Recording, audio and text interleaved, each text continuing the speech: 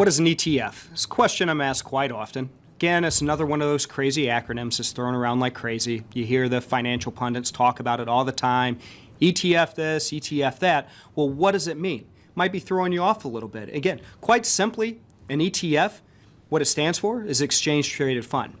But you really don't need to know that. I mean, all you really need to know is that an ETF trades really no different than a stock. The difference being an ETF grants you access. It gives you exposure to a basket of securities or a basket of commodities. It allows you access to a sector versus an individual stock. So instead of having to pick winners and losers of, okay, well, should I buy Apple or IBM, or should I buy GE, or should I buy Caterpillar, or all these other names, it allows you to get that access to an entire sector and indirectly getting access to those individual stocks as well. So you don't have to pick the individuals, you can pick the sector. So if you're interested in trading or getting exposure to the technology sector, you can find an ETF that exposes you to technology. Same thing with industrial. You can find an ETF for industrials or an ETF for energy, so on and so forth. So you get that basket of stocks that you get exposure to instead of trying to find those individual winners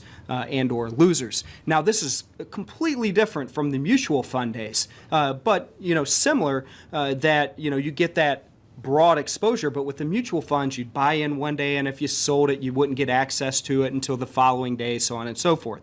ETFs are like a stock. You can trade in and out throughout the day.